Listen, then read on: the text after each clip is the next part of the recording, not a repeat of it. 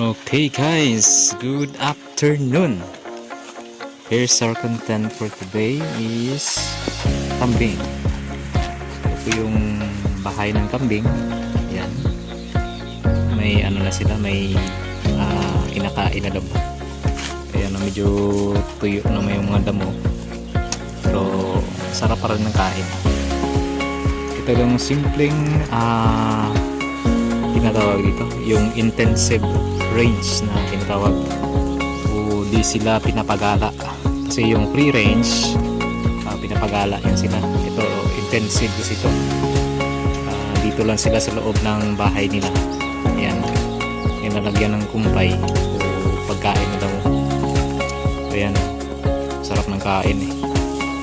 Dito sa kabila, ito rin sila.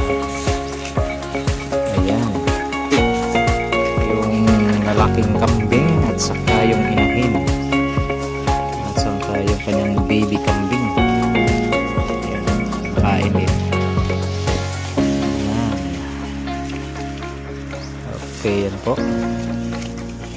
At saka i-feature din natin yung aking honey bee or stingless bee.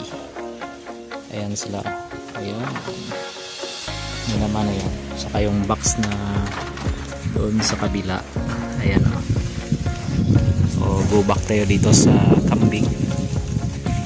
So yung challenge kasi pag nagkakambing, pag wala tayong hinanda na forage or planting na tinanim na napier grass, ganitong summer, so medyo mahirapan tayong bigay ng kumpay o forage sa kanila kasi medyo yung mga damo medyo hindi na masyado green, natutuyo na. So tiis-tiis na muna. Buti naman yan pag bumalik na yung rainy season. Ayan, medyo makakabawi na rin sila.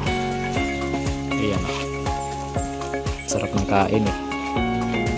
Simple lang kasi ito pag ganito kasi yung kanilang lagayan ng kanilang pagkain, hindi nila maapakan, so kain lang sila ng kain.